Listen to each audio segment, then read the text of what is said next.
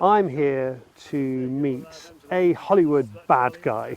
Really, he's the Joker to our Batman, he's the Vader to our Jedi. He's one part of Wild Justice, the group that includes Chris Packham, that tried to bring down the general licenses, failed, but they're going to try again. He's going to devote the next few weeks in the run-up to the 2019 grouse season opening to bringing down grouse shooting. He wants to rewild the uplands, which people on our side of the argument just don't like.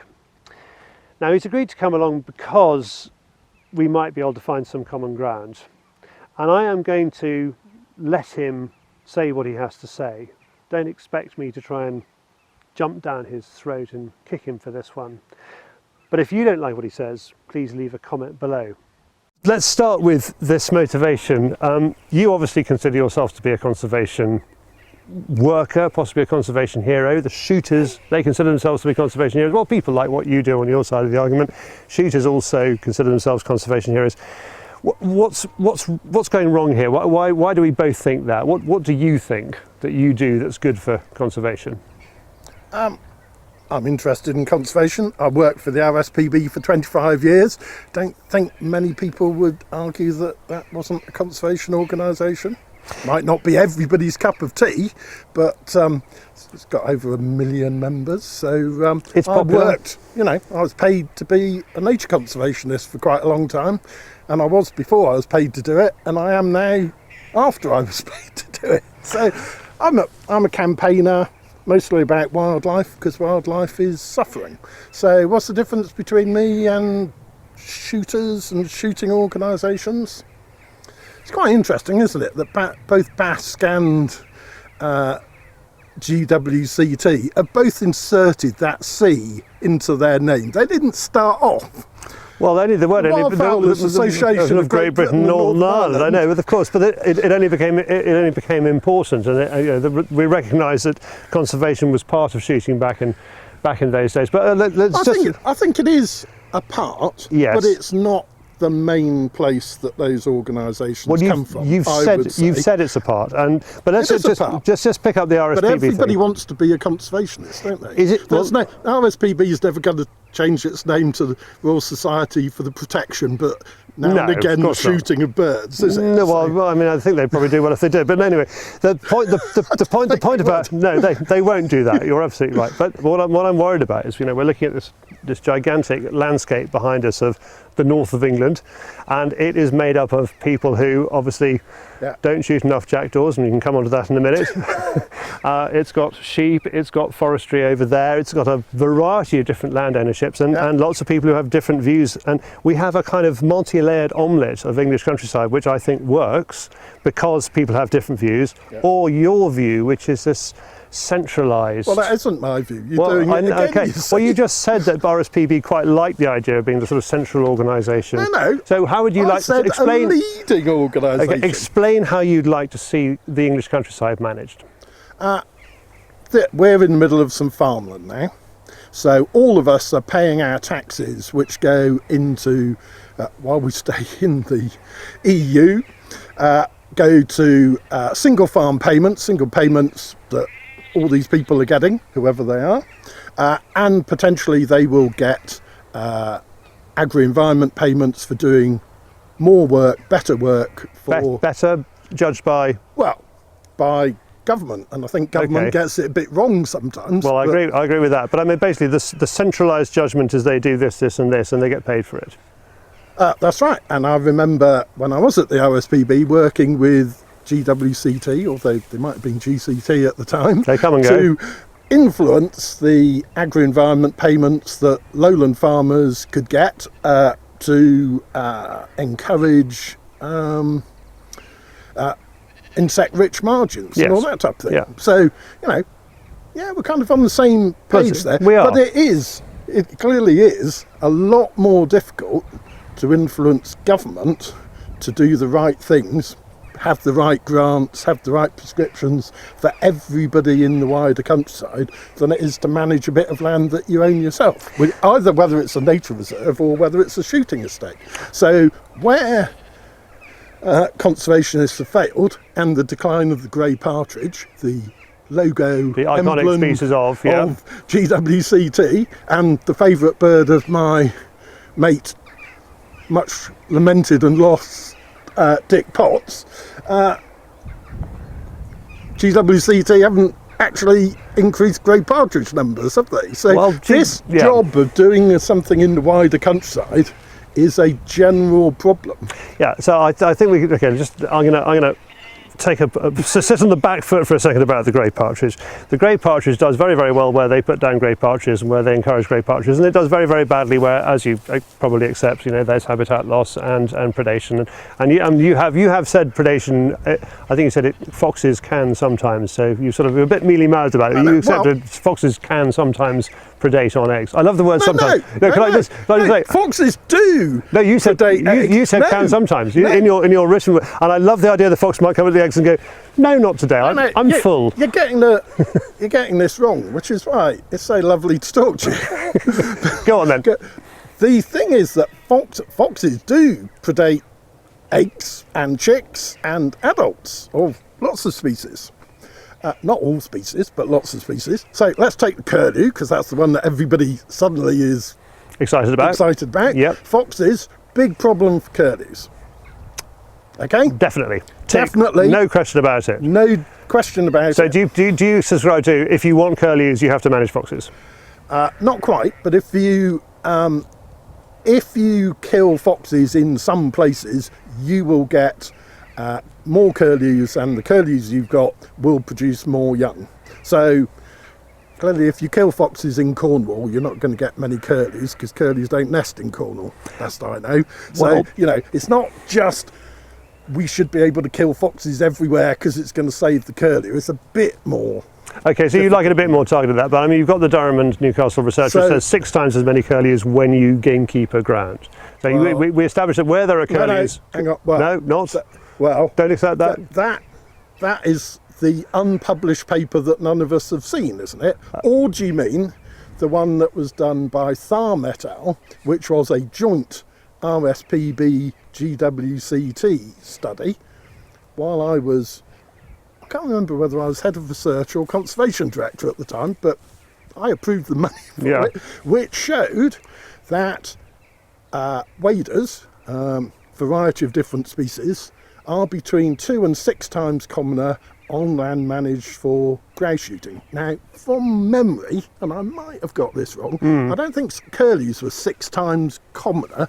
I think it was one of the other species. It varies a lot, but they are significantly... No, all right. It does vary, but that study is quite often misquoted because everybody goes for the, 6, that sounds a lot. I'll say everything is 6 times. It is a lot. It is a lot. I'm going to come on to raptors in a minute, where the numbers are similarly difficult. Mark Avery, do not have a problem with people killing foxes to help ground nesting birds, providing it's in a kind of sensible place for them to do it, and they do it within the law and regulated hunting, basically. It's not hunting, is it? Well, a grouse estate is a regulated hunting area, and in order to look after ground nesting birds, you are content, if not happy, with that idea. Yes. Good. Okay. Fantastic. So, tick. That's foxes. Red line. Just moved up a bit. No. That's where it's always been. It's always been there. Okay. It's just that everybody else makes up what I think. Well, they do. They read something and they remember it in a different way. Yeah, which we all do. Yeah, fair enough. Okay, foxes. All right, is one. Okay, let's do carrion crows. Let's do carrion crows. Oh, can I just come back and say, can you remind me, was Burney Marshes, was that foxes where they found that that's controlling foxes was good for ground nesting birds in Burney Marshes, RSPB reserve. Lapwings. Lapwings, thank you, sorry. But can I just put that one in context? Do, because again, absolutely. I was working for the RSPB when we did that bit of work, so again, I said, yes, let's do it. Let's find out. Good. Burney Marshes was one of a whole suite of RSPB nature reserves where we trialled, we did. We looked at the efficiency of, I think it was just fox control, but it might have been foxes from the report, I think it was. Remember. Yeah, anyway, one or the other. But so we turned on fox control or predator control for several years, measured what happened, then turned it off. And it's a bit like the Game Conservancy Salisbury Plain experiment. You do it and then you stop and say some of the reserves we didn't do it and then we turned it on, and some of them we did it and then we turned it off. Burney Marsh was one of those sites, and it was the one where the efficacy and value of fox control was very clear. Right. There were other reserves where, having tried it, didn't seem to make much difference. So on those reserves, the RSPB went, well, we're not going to bother with those. So it was, again, there was a kind of a patchwork of management approaches across the different RSPB well, reserves. Well, it was an experiment. Yeah. In that case, and so I think for an RSPB reserve. Well, this is 8 years ago. No, that's right. Yeah. But for an RSPB reserve, the warden would have to say, I'm pretty sure we've got a problem with foxes or crows. Yes. Or both. Yes. And somebody would say, are you sure? Yep. What's the evidence for that? And if they just said, well, I've seen quite a lot of foxes around, and then you don't like that. Okay, that's a really interesting point, because, okay, I'm just going to chuck one in here. So in traditional countryside management, as done by gamekeepers, is based on the idea of you know your ground and you look at it and you say there are too many of those, there are not enough of those, and there's about the right number of those. Yeah. And where there's not enough of those, you try and increase the number, and where there's too many, you try and reduce the number. I mean, I know you would like it to be more science-led, perhaps. Well, I'm just saying that when the RSPB did it, there were some sites where the warden said, we've got too many foxes. Some of those were places where we then did the experiment. And some, like Burney Marshes, absolutely. Yeah, killing foxes had a clear and quite large effect. Good. So I don't know whether the RSPB is still killing foxes on Burney Marshes. No, I wouldn't be totally surprised if they were. It kind of doesn't matter. The principle is more that they can if they want to. Yeah. Yeah, but on other sites, didn't make any difference. No, so we went, okay. Well, it would be waste of time and money and a waste of foxes. Yes. Foxes are quite cute and lovely. Charming and cute, Yeah. exactly. Now, well, actually, that's one interesting thing. So, do you subscribe to the view that, fluffy animals are cute? Because I do. I think it's pretty worldwide, isn't it? Obviously, all birds are better than anything else. Even the ugliest cormorant is better than a mammal. Good. If Okay. we're just to go birds. Quite right. Okay. But broadly I'm a fan speaking, of all wildlife. yeah. But are you a vegetarian? I'm vegetarian 5 days a week. Okay, so that's good. The answer to that is no. Right, but I'm probably closer to it than you. Well, what about you? I don't know actually. I was thinking the other day about the complete honest position of being a vegetarian apart from what I shoot, and then I just went, I just can't. But I ought to. I agree. It would be sensible. So I've cut down the amount of meat I eat and the amount of dairy stuff that I eat. Quite right. So we're both lapsed. Okay. But quite a lot of the meat I eat, well, I tend to eat meat when I'm out. Yes. In a restaurant, you go, that looks quite nice, and I don't have to cook it. So the point is, at home, large amount of the meat in our freezer is venison that's been shot in forest. Good. With lead-free bullets. Well done. And obviously. I am happy to eat that. I feel I'm doing a bit of a public service. The deer really care about that. No, I agree. I think the point. Well, I'm not a deer hugger. This is what you're. No, okay. Okay, so I think we should probably avoid the cruelty vegetarian, because we're both as bad as each other on that one. But I want to go back to this idea of, well, I'm not bad. I don't know where you are. You're outsourcing you're outsourcing your cruelty more than I do. But let's go back to the are you a conservation hero argument. So you've told me a great deal about what you have done, and it sounds terrific, but it all sounds like it sort of feeds into a system of policy rather than actually the management of the birds on the ground. And you still like this idea of being able to kind of dictate what we should do, certain amount of somethings per square hectare. Is that not right? Well, up to a point, but you said I like to dictate, so I can't dictate anything. Okay. But given that every taxpayer in the country is paying for what goes on in the country, they should have a say. Yes, they should have a say, and those payments should be for this jargon of public goods, which involves loads of things, like the view is a public good. It is. It's quite pretty here. The amenity value of the British countryside. Yeah, and the wildlife and things like carbon storage, although you could actually kind of make that something that you could pay individuals for because it's on their land, but water quality.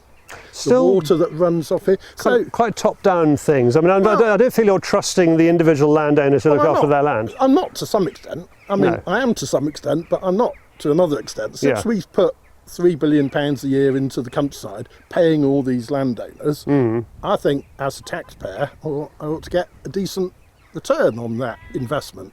In terms of amenity, in terms of being able to come out here and say, look, I own this. It's it's my land. Well, I don't say that very often because I don't own any land. But to be able to come into the countryside and there be more skylarks because farmers have been encouraged to do the right things for skylarks, and that's only fair. Right, that's the key thing. So it's about your line is that if we encourage farmers to do the right things about skylarks, they will do that. And that, but you consider that. And right, this is where I'm going to put a word into your mouth, and you're going to take it straight out again. I'll be listening. Okay, I would say that's an educative process where you educate the farmers into encouraging skylarks. You would say this is a legislative process where you make a law that forces them to encourage the skylarks. Well, it's a policy process. Well, that's law, not education. Fine. Isn't that a bad thing though? Isn't it rather top down and telling people bossy and telling people what to do? Okay, so my politics are to the left. So I kind of believe a bit in the state having a say in what happens. I do in all sorts of things. So yeah, I have a bit of a preference ideologically for that. But also, you can't get away from the fact we're paying for stuff that goes on. So you are a stakeholder, as they call them. Well, it's our money. It's everybody who pays their taxes. It's our money. Now, we're not getting a great deal for that money at the moment. Well, I don't know that that's completely true, is it? I mean, apart Probably not completely true. No, I mean, apart from, I was thinking this morning, you could kind of separate out the kind of groups or classes of birds we're talking about here. So, the ground nesting birds, which is the big argument with gamekeepers, the raptors, which is the other big argument with gamekeepers, the game birds, which is what they're there to essentially they're paid to look after, and then you have the songbirds, which we have established are not particularly hit by predation, but are definitely hit by habitat, aren't they? So we got to sort of hold on. So and we found. Sounds like you're admitting that magpies aren't a problem for songbirds. Which no, would magpies be a big step forward. Not at all. No, magpies are a terrible problem. Just checking there. But I'm going to say that I'm going to go as far as to say that when you say in individual cases, magpies can be a problem there and not a problem there. If you have a countryside where you have a nature reserve over there, I believe we're not even allowed to shoot magpies following your action on the general licences on any of the European areas. So you've basically knocked out about 10% of the country, and I would say created magpie snack bars across that 10%. So you can still get a licence to do it. Yeah. I think you'll find actually that on designated sites you were supposed to get permission to do that type of thing anyway. Yes, but they didn't, and the law seemed to work perfectly well till you stuck your oar in. Pretty lax of natural England and DEFRA then. Yeah, I think we're in a sort of centralised control area argument again, and this it doesn't seem to work when it seemed to me that the general licences worked pretty well before. I mean, people were selling pigeon shooting holidays. People were doing quite well out of it. What have you seen? There's quite an interesting butterfly just flown past. I don't know what it was. Sorry, it's hope it's allowed to be distracted. You are very allowed. You're also allowed to identify them as long as we can get a covering shot of it. If we can't get a covering shot of it, you're not allowed to identify it. Could be saying anything. Lots of elephants behind us. Sorry, you were saying that the general licences were working pretty well. Let us go on the general licences. Okay. My contention is the general licences are working pretty well. Yes, I agree they were ridiculous government fudge, and it's entirely the Tory party's fault. And that I would never. It went back to the Labour Party actually when the system that we challenged. Unless it went back to John Major or Thatcher. I think it goes back to Thatcher originally. I mean, it goes back to the 1979 EC Birds Directive, doesn't it? More or less. more or less. Actually, Look, this is a history lesson. Yeah. Should we say Google it if you want to find out? Well, it's quite difficult to work out, even if you look hard. It is fair to say this is a contention which I'm sure you'll disagree with. You're going to love this one. You say you're getting used to. I know. Not saying things. I say something, Mark says no. So we've got 150 years of laws that have come in protecting exotic birds from plumage to stop the ladies from wearing it in the Edwardian period, or protecting songbirds, or whatever it is. And these kind of are all wrapped up neatly in the 1981 Wildlife and Countryside Act. And then you also have the general licenses on top of that, which bans everybody from shooting all migratory birds, was the original idea. And then you also have the derogation which allows everybody to shoot all those, or most of those migratory birds, which is all birds. So you have those sort of a three-layer cake, which we could actually just get rid of the top two layers. We just have the original amalgamation of 150 years of laws with a list of protected species. Does that not work? Well, that's not where we are. Do you disagree with that as a view of the history? Well, since the Birds Directive, all wild birds are protected in law. They have kind of the same protection, apart from the really rare ones, which have a bit more protection. Yes. But the carrion crow has the same protection as the blackbird. Correct. But because of general licenses. No. Okay. There's some sheep over there. Yes. If a carrion crow started attacking those sheep, then under the former general licenses, and probably under the existing ones now, the landowner could, supposed to try and scare away the crows or do something, but exactly. Could kill the crow. Right. Very kind if of a you. blackbird, well, no, that's what the law says. Okay. This is nothing to, we are here talking about what the legal situation is, not what wild justice has changed it. Well, I want to come back to intention in a minute, but let's talk about the situation as it is. But if a blackbird went over there and started attacking those sheep, then first of all, I'd have It'd to be rather question surprised. somebody's Well, I think we would identification. film it. I think that sounds great. Yeah. But you couldn't shoot that blackbird. No, of course. You would have to apply for a special licence. Correct, You'd have to phone up exactly. Natural England and say, You're not "Bloody going to hell." believe this. Yeah, Exactly, you're not going to believe it. But That's right. And they'd go, "Well, I don't Really? believe you," and No. they probably wouldn't give And you a they'd take licence. 3 weeks and landing would be over by then. They would be quite quick if they thought you had a good case. Really? Have you Yeah. applied for general license? Well, no, these aren't general I mean, have you applied licenses. for a specific license? Something like a cormorant control license does take a very long time to come through. But okay, leave that aside. So this is where we all are. birds Yeah. have the same protection. Okay. But the statutory sector decided that there are some species, which were the species that were covered by the general license. We call them the pest birds. Yes, generally. you call them pest birds. Yeah.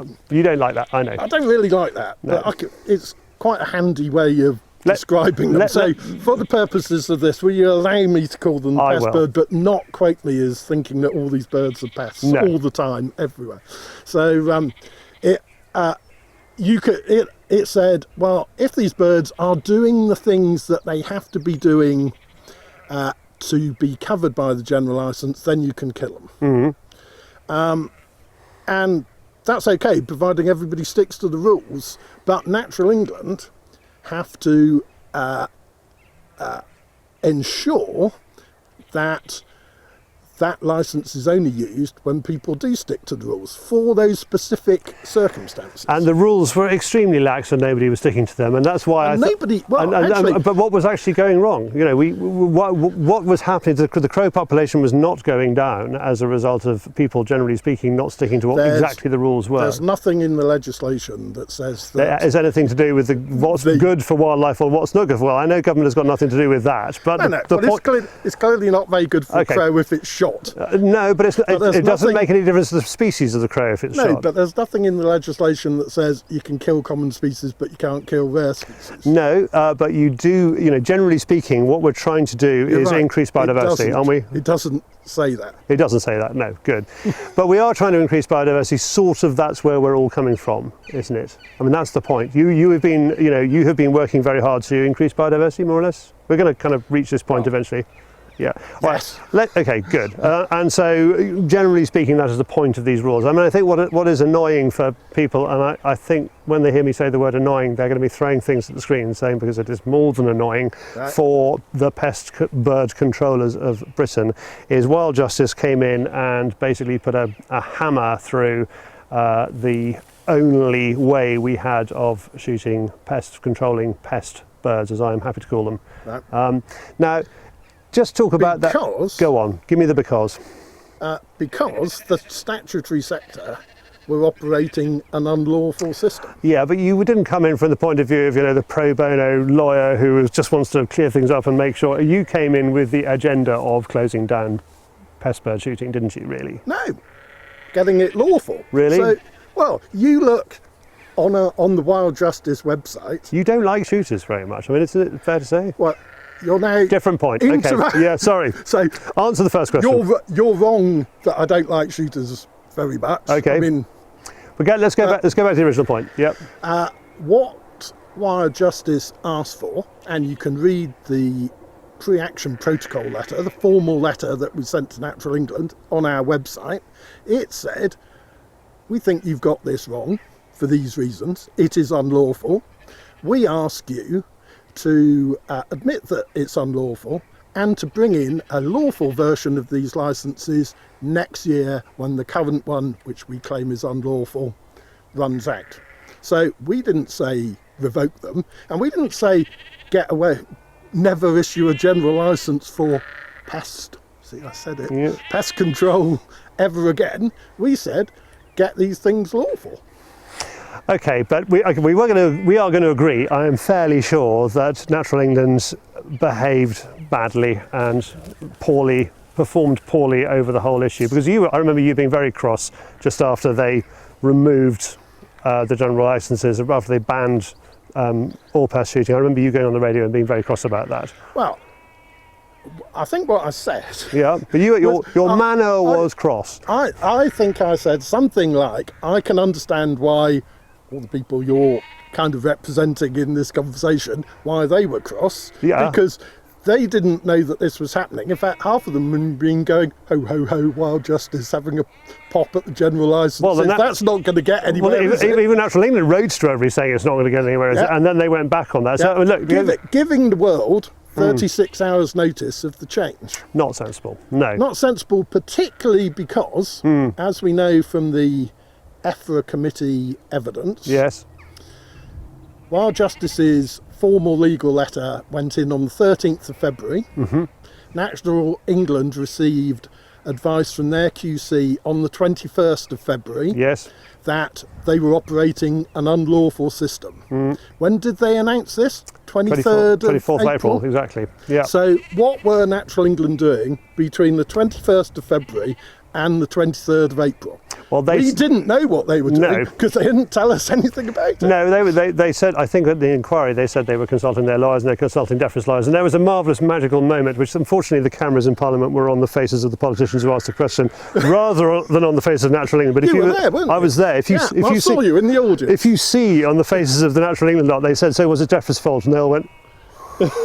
Pause. It was terrific. Okay, I think we can all agree that Natural England are perhaps idiots in this respect. But no, I didn't say they were. All right. Idiots. Okay. Well, I did. I think they were in a difficult position. But I think the delay between the 21st of February when they got was time when they could have done some work, and the 23rd of April when they told everybody what was happening, is clearly a long gap. Yes. And nothing to do with Wild Justice. No, so but I'm a bit miffed that they got that wrong. Okay, but I'm still going to blow you for blowing the horns that brought down Jericho's walls. You were the one who started it. Are you content with where we are now? No, not at all. No. So we've now got 2 lots of general licences, haven't we? We've got the 3 that Natural England issued before Michael Gove ripped this job from them. Yes. And Wild Justice is awaiting a response to our legal letter challenging one of those licences, the Yes. Carrion Crow one. You brought it. Yes, that's right. So You've come back. That does They're look taking a long time to come back to us, as they always do, but I think we're going to get it in the next, what's the date today? Second, yes. next week. So do you reckon they're going to pull carrion crow shooting again?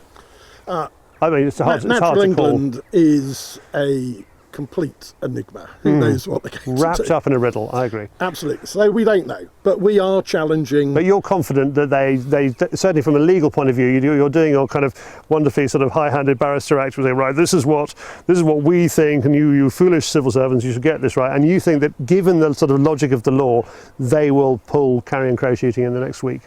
Well, I don't know what they will do, just as I didn't know what they were going to do in response to our first challenge. If they overreact again. Well, it will be interesting because our legal advice is that the Natural England licences have many of the same legal faults as the ones that they revoked. Now, we have to wait for Natural England and DEFRA, because DEFRA now want to play, to come back and say, not this time, because we've got it right. And we'll look at their... And then you can challenge if necessary. And Yeah, then we go to the court. process starts, okay. So we will see. But then there are these three other licences which DEFRA issued. Yes. When did they do that? Beginning of June, yeah, exactly. It took wasn't a it? while, took a very long time, yeah, exactly. They put a quite a lot of And pressure to say they were going to do we're it. looking at those. Okay. And we've asked DEFRA for some information. And again, we'll have to wait for another week or so. Are you going to do this a little bit more carefully next time? Because I think the point was you wanted them to sort of not do anything until 2020. And for whatever reason, you didn't want them to start until 2020 because it gave everybody a little bit of time to think about it. That is what we thought. Yeah. And we thought about that as Wild Justice. I was having this discussion, the three of us, Chris Packham, Ruth Tingay and me. Should we ask for the licences simply to be ripped up? Yep. Or should we say, no, have a bit of time, bring in, because you'll have to think about it, bring in some better licences next year. And we chose that option. Okay. So we didn't have to choose that option. No. But we chose that option. But they didn't go for it. They ripped them up. No, and in retrospect, that is kind of understandable, because if you're a public body and you have got the legal advice saying these are unlawful, you can hardly press on with them. Yeah, except they did press on between February the 21st and April the 23rd. They did, and they've kind of pressed on anyway, with the exception of the European protected areas. And I think collared doves somehow got away with it, didn't it? Yeah, that great pest of bringing down it is a single aeroplanes. It is a single major collared doves carrying those sheep. Exactly, eating farmers. No, they're the major reason we don't have turtle doves in this country is because we have collared doves. Is that not true? That is not true. That's not true. Okay. All right. I think there's an opinion there. So we've got. So Wild Justice is still trying to seek reform. Is the kindest way of putting it. And from our point of view, kinder as this interview goes on. I try to be. Maybe more careful. Yeah. I would love to. I would love to have seen you actually just after they remove the licences with your kind of Mr. Angry head on. But you're doing a very kind of good smiley face at the moment. It is you. Okay. So we want to. And there are other things wrong with the general licences. Good. Okay. So, you've got a bit of a job there for the next year or so. But we're going to have this consultation, aren't we? Don't know when. No, absolutely. Late summer, I think. No, I think it was supposed to be after Michael Gove became Prime Minister, but unfortunately he didn't. Yeah, exactly. Yeah, but it'll be after somebody else becomes Prime Minister and Michael Gove gets a new job doing something else. They'll give him DEFRA again, I'm sure. It's a graveyard for politicians. I would like Michael Gove to keep that job because I think he could be quite good in it. You have praised him in your blog in the past, not universally. Always, no, absolutely. He has said many good things. Yes, and I'd like him to stay in DEFRA forever. Yeah, so that he has to deliver those good things. And I think he would do some things that would really annoy me, and some things that would really please me. And that's kind of fair enough. Well, isn't it? strangely enough, I'm going to sort of semi-agree with you there, because Go on, generally agree speaking, all the well, way. I'll try. Generally, the shooting MPs, the hunting MPs, the pro-countryside, I would characterise them, MPs in the House of Commons, are broadly. I'm pro-countryside. Yeah, You're pro telling the countryside what to do. No, I'm not. You are. No, I'm not. That's You the just- point about this managed environment versus central regulated environment, isn't it? I mean, you want but I think the point is these MPs also want Michael Gove to stay. So I'm going to agree with you on that. That'd be good then. Yep, there we are. We're There we good. All right. Well, another little red line is going slightly orange, isn't it? That's good. The line has always been in the same place. It's just that you're understanding where it is and what colour it is better. It is just a kind of great pleasure to sit at the foot of the master, Mark. Thank you so much. I'm not saying that. Don't be sarcastic.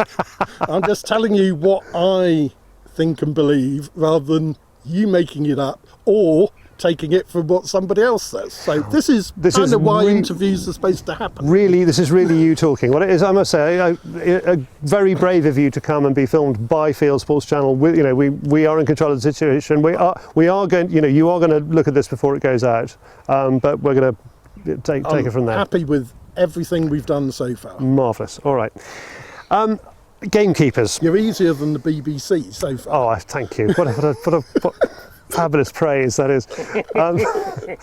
Good. Let's talk about gamekeepers, because I think you would like to see pest bird, the word swept away, the shooting of pest birds for that reason at least controlled. But gamekeepers, I feel you have a particular problem with, and you would like to see the profession killed off. Is that not true? It is not true. Okay. Tell me what it is you're doing that is not anti-gamekeeper. I would like to see the law stuck to.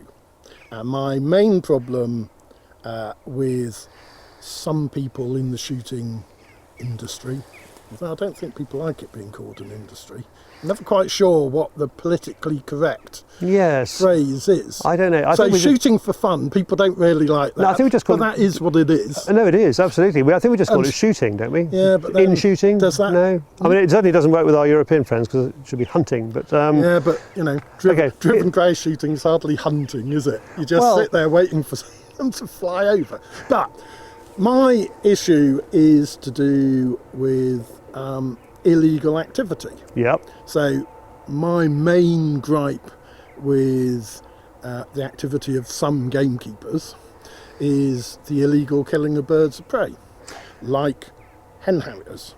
And that is, so not all gamekeepers are doing it. When you say not all, I mean one in 2017 was convicted for it. Yeah, but that isn't the number of people who are doing it, is it? But then you see, if you switched off all the you're talking about speed cameras on all the roads, then none of us would be speeding, according to you. But if you're going to refer perhaps to the RSPB bird crime report, I mean, there's No, I was going to refer to the Natural England study of radio-tagged hen harriers. And if the conviction rate is 1, you're talking about a lot of people you think might be, but you don't know are.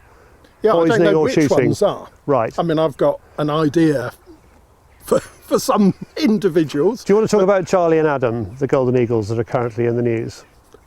Right, well, if you want to. Okay. Well, there's a fairly classic case. Not something I'm closely involved in. No, well, the story is Hackham and Ruth Tingate, who are my mates, but they've done all that. Exactly. So you're not part of Revive, are you? Which is the Scottish thing. No. Actually, just a quick question. Did you want to be part of Revive? Is that your thing? I mean, you have got your hands full with Wild Justice. So I can see why. I've got quite a lot of things to do, and Revive is purely Scottish, and I don't have anything and you're not against very Scottish, Scotland. No. Well, I go there quite often and have friends and relatives who live in Scotland. But no, I mean, it's a purely Scottish thing, and I live in the East Midlands, so it's a long way away from where I normally operate. Okay, so can't do everything. We have a political landscape at the moment that is, in terms of grouse shooting, is dominated by the Werrity report, which is going to come out quite soon, as I understand it. Adam and Charlie. Do you know when it's coming out? nobody knows. But by the 12th of August, I would say is likely, Really? but not definite. And then we've got 2 golden eagles that disappeared within 2 or 3 miles of each other on the same morning. Their radio transmitters stopped working. This is the allegation from Revive, and the police are backing them up on this, and they're trying to investigate it. And then on the other side, you have the estate saying that wasn't us. Isn't an allegation. They well, disappeared. No, but then you have this sort of slightly unfortunate thing of eagles disappearing and then suddenly reappearing, and their transmitters are working again. There have been bumps in this road, haven't they, in the past? Yeah, not. Yeah, but it does sound slightly prejudicial. But is the trouble? Many. Yeah. Okay. Very few. So the estate is saying it didn't do it, but the media is I don't even know which estate it is. So. No, I can't remember which estate it is either. But the point is the eagles are making a great deal of headway in the media for the purposes of monstering gamekeepers, which is where I come back to my original point. I think you would like to see gamekeepers swept away and a centralised control system. I wouldn't. Yeah, but I mean. It just doesn't sound like it. It sounds like everything you're doing is about getting rid of gamekeepers. Well, let's. Would you like to get rid of gamekeepers who are breaking the law? That is absolutely yes. Everybody says that. Right. Every in shooting who comes out and says things says we do not support raptor persecution. Yeah, they do say that. Yeah. And what are we supposed to do? Look, I spent this entire interview not killing a golden eagle. Does that me too. Yeah, we are. Well, aren't we wonderful people? No, I don't think that quite counts. But go on, follow that point through. Everybody says they don't agree with illegal killing of protected birds of prey. Everybody says they love hen harriers to bits. Yes. But the actions on the ground don't seem to add up to more that. hen harriers are breeding in England on grouse moors than off grouse moors. No. Not true? Not true. Where hen harriers are declining in Wales where there are no grouse moors? Well, in the last survey of hen harriers declined everywhere in the UK. Where there are grouse moors and where there aren't grouse moors, but they're still declining where there aren't grouse moors as much as they're declining where there are grouse moors. Well, if you look at the fate of some satellite tagged hen harriers, this is not an allegation, but I just need to point out to you that 2 of them disappeared in the area of the only grouse moor in Wales. And similarly, the two golden eagles are supposed to have disappeared on a grouse shooting area in Scotland. So yeah, and Welsh hen harriers will visit England sometimes and Scotland. Exactly. And so we can expect them to visit grouse moors. And that Natural England study that was published earlier this year says that satellite tagged hen harriers have a 10 times higher rate of disappearing, and the researchers say we think this means that they died unexpectedly on grouse moors compared with if they were flying over these fields. But we're talking about over a very long period of time, first of all, and we're talking about going back to the 1930s. We're not talking about going back to the 1930s, but going back to the 1930s. A gamekeeper was issued with a bottle of cyanide and told to go out and kill everything because that's how we keep grouse. Now, and that was legal then. But keeping has changed. Keeping has changed. Yes, I agree. There are bad apples, and they have been, found and prosecuted. What I think we probably disagree on, because I've had this type of conversation quite often. I'm sure you have, yes. Is that, because you use the phrase bad apples. Yes. You think there are few bad apples. Yes. And I think there are more bad apples than you do. But right. I don't know how many there are. But my view is there should be, according to the science, over 300 pairs of hen harriers nesting in the north of England. There could be, the habitat is there, and we've got last year 14 pairs. So if there's just one bad apple in the north of England, because it's probably going to be a he, if it's gamekeeper, probably, but it's not. He is running around an awful lot of the north of England doing a hell of a job on hen harriers. So I think these people, there must be a few of them, and that they're either doing an incredibly...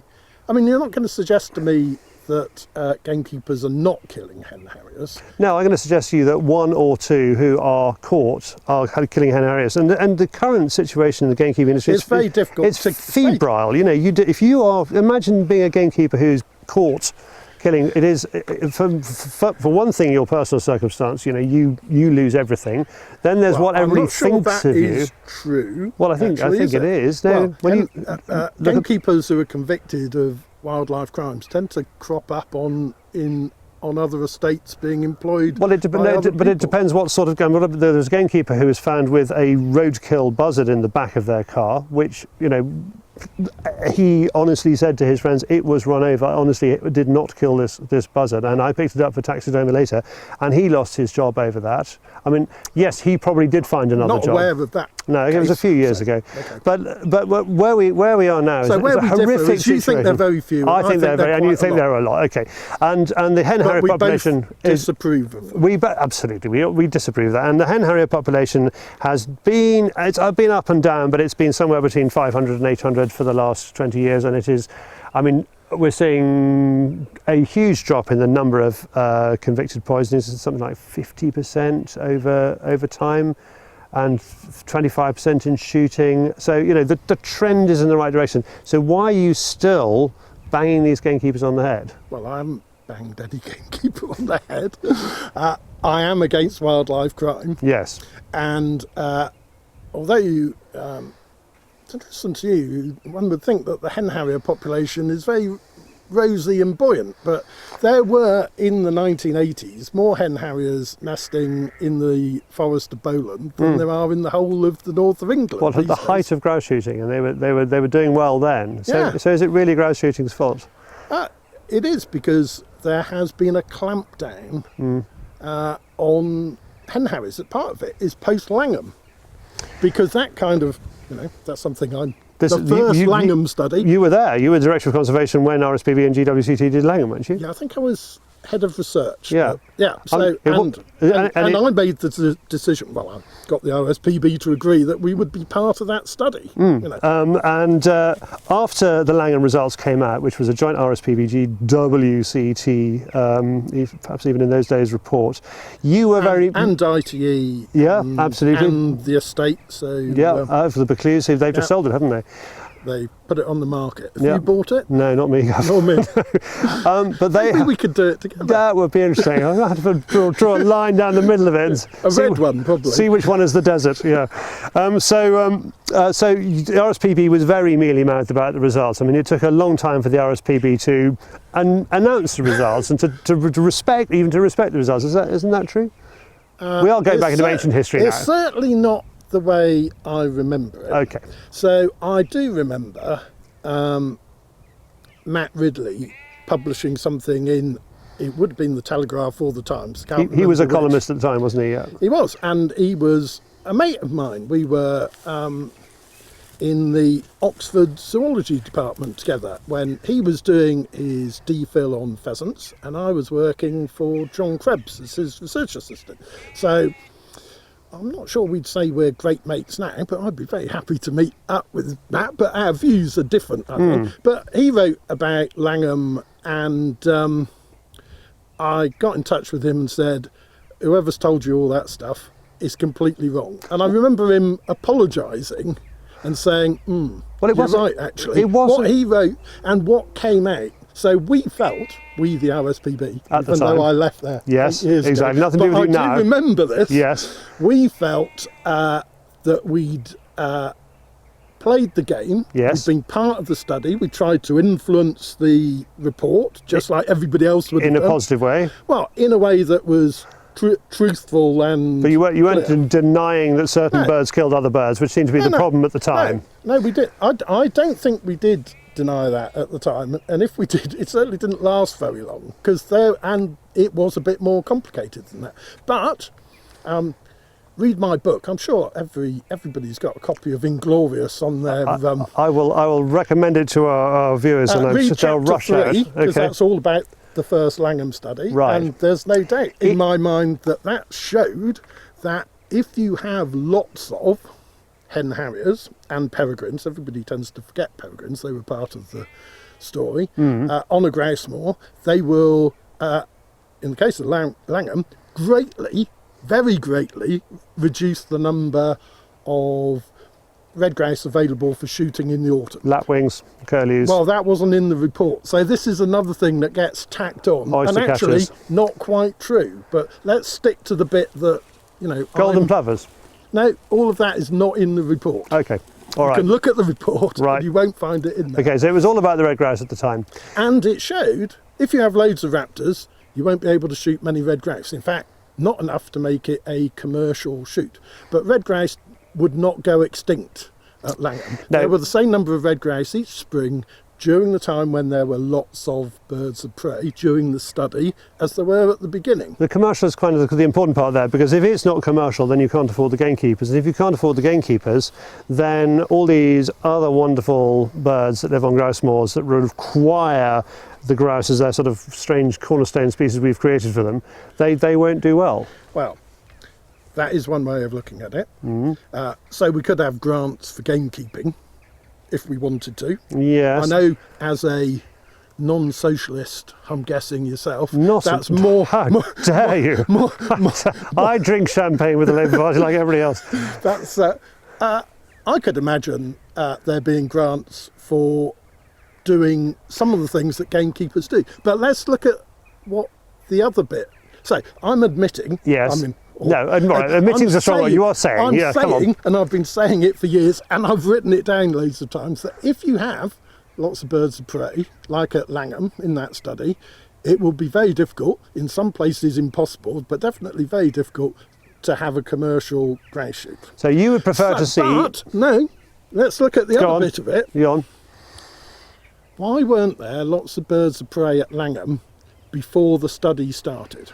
It's because, well, the deal was that birds of prey would be protected during the Langham study. There Yes. were not 20 pairs of hen harriers, and there were usually no pairs of hen harriers at Langham. Sometimes one, sometimes two, usually none.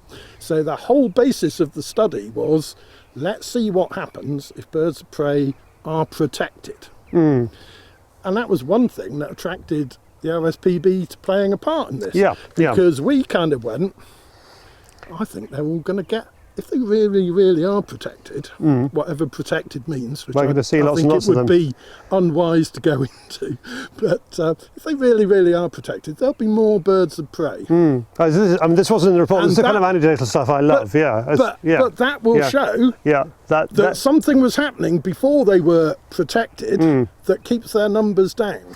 Yes. And when their numbers are up, that showed that it was difficult to shoot many grouse. Impossible at Langham. Let's just say impossible. It turned at out Langham. to be impossible, So- and that's why it had to be sold. Yeah. So where does that lead you? Where it leads me is saying grouse shooting is underpinned by illegal activity, bumping off birds of prey, which is not just a few bad apples. And you but it appears believe to it is be- systemic across the industry. I do. Well, okay. Well, we're But you have to look at both bits. We're going to to have to disagree on that one, because the gamekeepers I meet and know are not like. But there we are. There's nothing I can do. I can't persuade you that. But no, you have to understand the biology of this bird as well. The hen harrier. We know from all this satellite tagging that they roam around all over the place. They do, and they go to where they where they have good lives. Presumably, they go to places where there's abundant where food. there's lots of food. Exactly. But that doesn't necessarily mean that everybody living in that area is a friend of the hen harrier. So you say they're just a few bad apples. I think they're quite a few bad apples. Hen harriers, as they roam around the moorlands of Scotland, Wales, where they're likely to be quite a bit safer, north of England, are dicing with death because they can't tell, looking down from the air, whether there's a bad apple down there or not. And every time they land somewhere where there's, you think, one or two bad apples, yes. Then they disappear. Then not necessarily disappear, because 80% of them die in the first year anyway. We know that. No. We? Well, we know that. I can't remember. I think it is. But I think 72% of them a lot disappeared. always have, whether they're radio tracks or not. No, that's too high for first year survival, I think. Too high. Well, I think that's that might be Googleable, that one. Right. But I still think we come back to the point that the commercialisation of the grouse moor, which I don't think you like very much, but there is a sense of. Well, no, shouldn't interrupt. Make the point that similar to Africa and big game trophy hunting, in upland Britain, where there's not much else, it pays its stays. So if somebody is paying for the grouse shooting, then you can afford the gamekeepers. The gamekeepers have been shown over and over again in reports since Langham, and I'm so pleased the RSPB now is, confidently says we support certain level of control in certain places, because it didn't do that at the time. Now we have a position where we can pay for this. I think it did, actually. Well, we're the best one in the world. The RSPB only owns 300,000 acres of land out of a possible 50 million. You're talking about a sort of top-down regulated society where they can't afford to run the countryside. Well, you keep, but and they don't want to either. But on the RSPB's land, they are killing carrion crows and foxes in some places. Hooray! Well done them.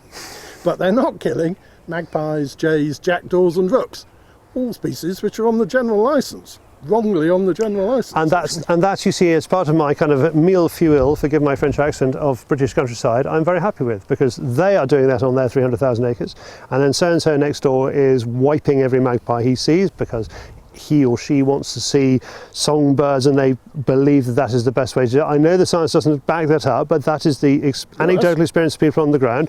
And then we have got other people who... That's quite a strong statement from you. Well, you said, I know the science doesn't back that up. No, the science doesn't.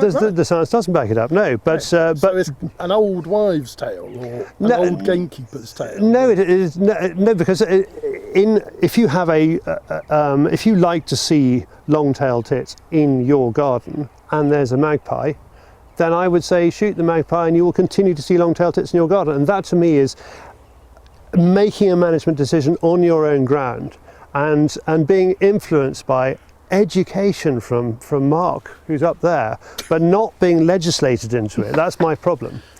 Well, the legislation already exists, but now we're going back. All right, you see, I think the legislation was, it all went wrong in 1981 when they brought it in. I think that was the basic problem. But we're currently coping with the fallout of that 30 years later, aren't we?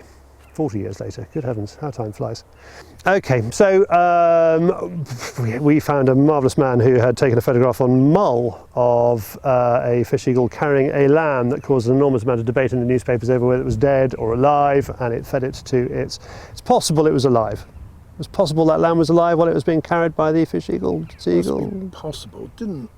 Looked a bit of a dodgy photo to me, but who knows? Well, I think actually, there was one of these photos that I think there was a photographer who put a dead lamb out, and he said, I don't know why people are using my photograph to claim that white-tailed eagles kill lambs. I put it there. Well, I don't know whether that was the one. There was a wonderful BBC one, wasn't there, where they miraculously a sheep died in front of them, and amazingly the eagles came in. The shenanigans of photographers is something else. What we're talking about here, though, is 100 crofters signing a petition. They truly believe, because they live on the ground, that this is what sea eagles do. So given that sea eagles are not necessarily good for lambs, is it fair to reintroduce them in large numbers? What's your way around that? Well, I think that I can believe that white-tailed eagles actually kill some lambs. Good. I can also believe that they eat a lot of dead lambs, and maybe some of the ones they kill are ones that are almost dead but not quite. So I'm starting from being a little bit on the side of the white-tailed eagle. Sure, of course you are. So if they really are causing a problem of more than the odd lamb here or there, I'd be happy for crofters to get compensation. This is like my odd gamekeeper here or there, is your odd lamb here or there. And so compensation does it, and that would be fine. And I think some crofters have had cases of whiskey to compensate them in the past. I have a strong feeling that is from who? From people. From people from the RSPB. From people who like white-tailed eagles. Who care, right? Well, we'll ask the crofters who've had whiskey to write in about that. But I think it doesn't cut it on the ground when a farmer is weeping beside a lamb that's had it's been dragged away and fed to a nest of young eagles. But you're saying get over it. No, that wasn't what I said. I'm saying I can see that if it happens, then farmers, crofters could get compensation. Okay. And I've been to Mull probably about 5 times in the last 10 years. I've never gone there to look at the lambs. I have gone there because I'm quite likely to see white-tailed eagles, otters, hen harriers and golden eagles. And if I come away without seeing at least 2 of those on a day on Mull, I feel a bit cheated. So, and there are lots of people like that. There are companies running wildlife tours. If you looked at the benefit to the Mull economy of having white-tailed eagles there, I think it would stack up pretty high, actually.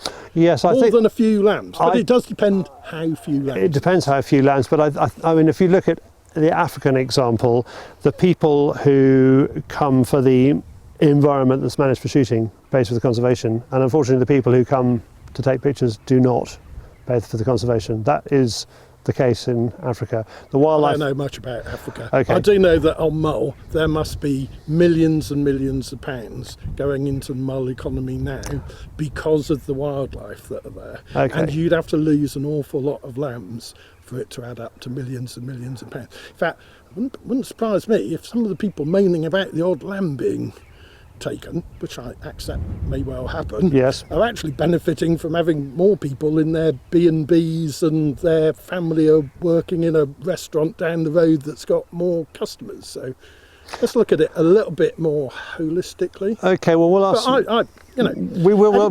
They will comment. Don't worry. They will absolutely say. They will tell you exactly what they think. Is it have to look at this when it comes out? Is it fair? No, of course not. Is it fair that Roy Dennis Foundation is paying for the release of 60 sea eagles in the Isle of Wight, which seems a lot on a mainly sheep farming small area of southern England? It's over 5 years, but it is still 60. It's not mainly sheep farming, is it, the Isle of Wight? When Well, I've been to the Isle of Wight, I've seen a lot of arable land there. Well, the food they're going to get is mainly going to be 4-legged and living in fields, isn't it? They do eat fish as well. Yes, Yeah. but they also eat lambs. Yes. So Well, I'm just worried that they'll eat carrion. 60 is a lot, and the farmers there are very nervous about that, even though the Isle of Wight residents, generally speaking, seem to be in favour of it. Yeah, I think generally speaking, the Isle of Wight residents want to cash in on that tourist pound. And you are convinced that people go in large numbers and spend lots of money to look at eagles? Absolutely. So I'll go to the Isle of Wight. If there are white-tailed eagles to be seen on the Isle of Wight, I suspect some of them will end up in Sussex or Devon, or because birds fly around quite a lot. So lucky old Sussex. I don't know where they're going to end up. But if there are white-tailed eagles in southern England, I'll certainly be going to have a look at them, and lots of people would, I think. And no, I think one of the best times to see white-tailed eagles is in the winter. So this is a way of jacking up your tourist industry in the quiet months of the year, getting a load of bird watchers buying their unhealthy meals of Mars bars and cans of Cokes as they go out bird watching. Yes, well, we'll have to, the proof will be in the pudding, won't it? We'll have to see how that works out. I'd like to see white-tailed eagles in the south of England. In large numbers. You always add something on to what I've said, don't you? I'd like to see them nesting in the south of England, and if they spread all along the coast and there was a pair of white-tailed eagles every few miles, that'd be great. Tell me about rewilding. Is that something you like the idea of, or do you think it's an ill-defined word, or what's your feeling about that? Well, both of those. Yes. So I think it is an ill-defined word. So, but generally speaking, I'd like to see a bit more of it.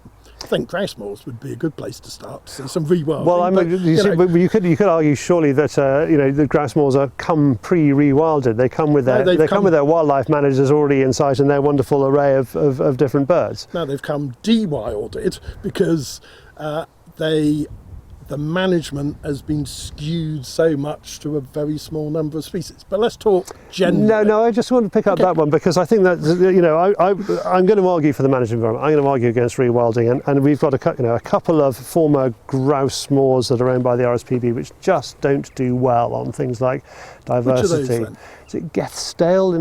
Geltstale, thank you. And Vyrnwy in Wales? Vyrnwy, yeah, okay. So they tend to so come you can't even pronounce that. No, well, they don't offer any shooting. Why would I need to go? Heavens no.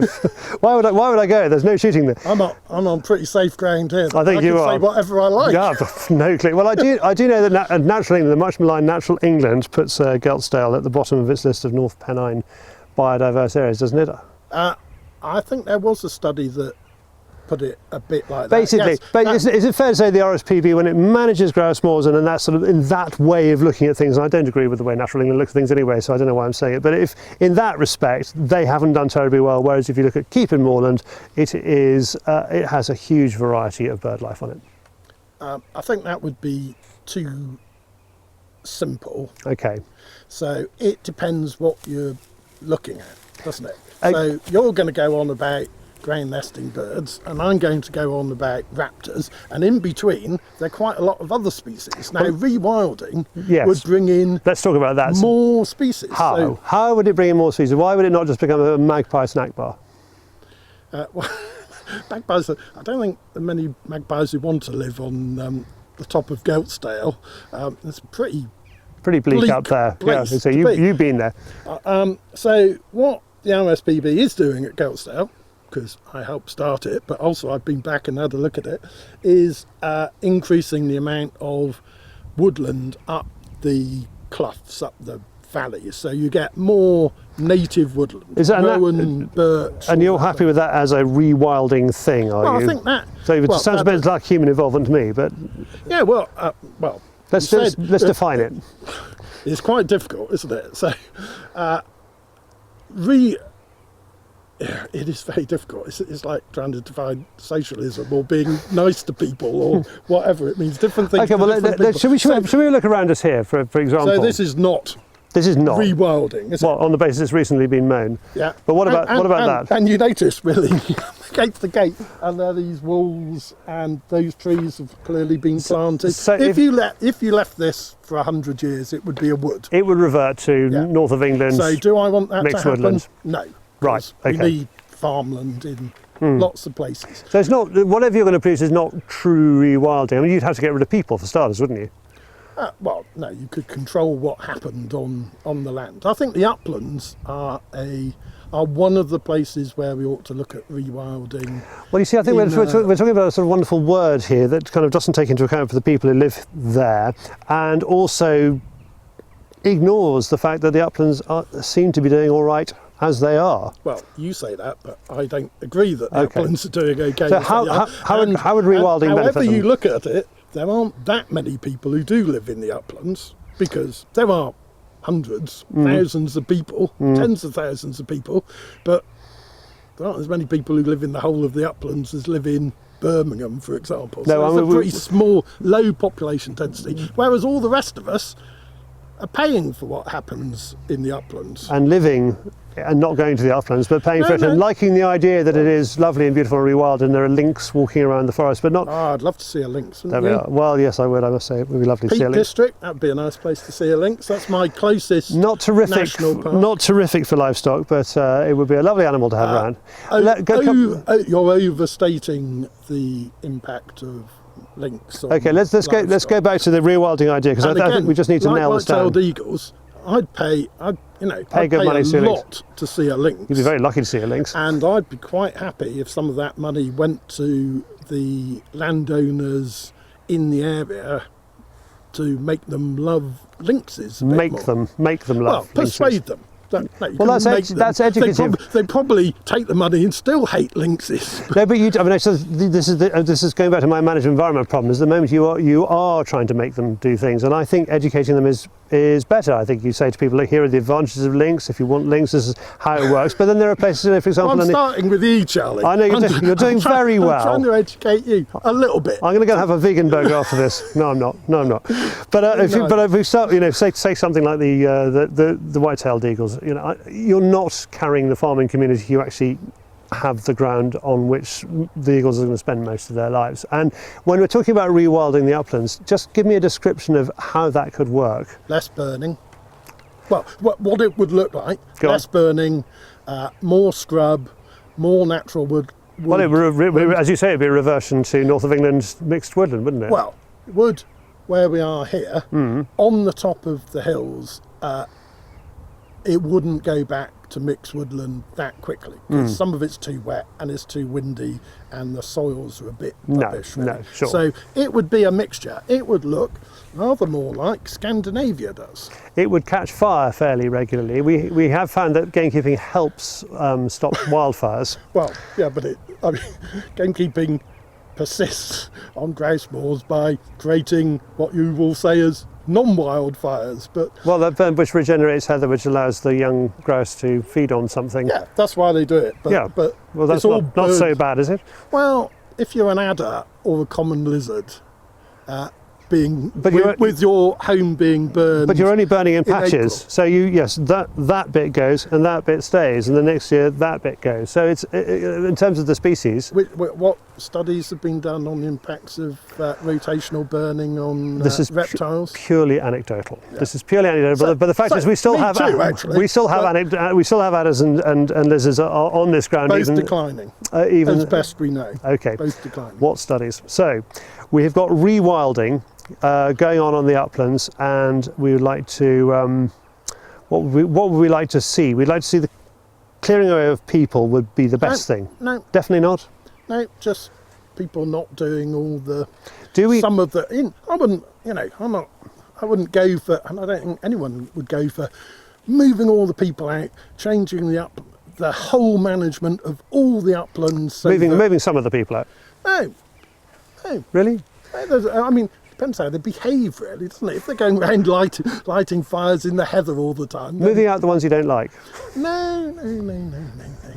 See, we're coming towards the end of this. I know. And just like at the beginning, you're putting words in my mouth. But, Okay. So, more trees, less intensive management. We would get better water quality, probably better carbon storage. Most people like trees. They do. Yeah, they do. If you show people a photograph of the Lake District and say, would you like more trees on here? They all go, yeah. They do. That's been done. Everybody thinks, that rewilding would be unpopular. It kind of depends a little bit how you frame the question. It depends what rewilding it is. Have to be everywhere. But our national parks, which are nothing like national parks anywhere else in the world, our national parks, let's pick a couple of them to be centres of rewilding. For example, which ones would you pick in England? In the uplands? In the uplands, obviously Peak Districts and Lake Districts, for example. North Yorkshire Moors? I thought North York Moors is so good for grouse shooting that ought to be bottom of the list. If we're talking about definition, my version of rewilding would have the management environment and would have gamekeepers at the heart of it. You see, so they could get new jobs. Their job descriptions might change. I think they would have the same jobs. I think it'd be a bit like when Hollywood had to cope with Harry Potter, and what are we going to call Hagrid? And J.K. Rowling said, we're still going to call him a gamekeeper. And they said, well, what about wildlife ranger? And she said, no, it's going to be a gamekeeper because that's what he does. And I think in that exactly the same way, we keep gamekeepers. My version of rewilding has wonderful panoply of grouse moors. We have pretty well exactly the same landscape at the moment. We have people living there, we have farming taking place, and we have a patchwork of management. Your version, version of rewilding doesn't change anything. Absolutely, it's not rewilding by your standards at all. No, and your version of rewilding, or by anybody else's standards, I think. Well, this is it. So, all right. Final question: in order to achieve your rewilding, what are you going to have to do? Are you going to have to persuade people or legislate? I think it will be a bit of both, won't it? So in Scotland, there is quite a lot of rewilding being done by Trees for Life and people like that. Yeah, and some of these rich Danes and people bringing their Paulson, money in. Exactly. They yes, are rewilding, and that's and you see, let's hear it for them. I would the John say Muir Trust, the RSPB, all of these are doing a bit of it, but individual can be creating wildlife deserts as a result. Well, bit early to say that, and All right. I would say the evidence doesn't support what you've just said. Some people are very nervous about change, Charlie. And yes, I am nervous about change. You see, I see the English countryside, the British countryside, as an evolution. We have reached a point, and I see it's stuck in a rut. But in the 19th century. But I like you telling me things. I like don't poison raptors, and but I just don't like being ordered to do things. That's my problem. Well, national parks must be for something, and they should be places that are good for people to go and enjoy the countryside, the views, nature, and all those types of things. And having some of our national parks that are less intensively managed, or sometimes still managed but in a different way, seems fine to me. And the way that we could do that is there's a review of national parks happening at the moment. It's a bit like the Weathergy report. It's coming out soon, but who knows. I would hope that report says that we ought to do rewilding in some national parks, and I'd go for the Peak District. That's partly through selfishness. It would be the closest upland national park to where I live, and I just drive past the Peak District these days. I don't go bird watching or wildlife watching in the Peak District. There's some nice things there, but I don't. It could be a place that captures my attention, and it's there between Sheffield and Manchester. There are millions of people who could go and see rewilding happening. Well, Lake District would be another one. Couldn't get anything much more de-wilded than the Lake District. Because of this kind of sheep farming is that you don't like. Hang on. You're supposed to ask me whether I like it just or not. Want to know why tell me whether why I like is it the Lake District not? Why is it, in your opinion, not wild? We've cut down all the trees, and it is grazed to within an inch of its life. So we're supposed to call that kind of, traditional agriculture. Well, it's not really. It's been propped up by our money, subsidies. It's not economically viable. It's kind of preserving a Beatrix Potter type countryside at the public expense, which isn't very good for wildlife. So I think the Lake District would be a good place to see some rewilding going on. Love to see it. Maybe not everywhere, and not letting wolves out of the cages everywhere or anything like that, but a move back to a less managed system in some of our national parks is a perfectly moderate, reasonable and sensible ambition, and that's me.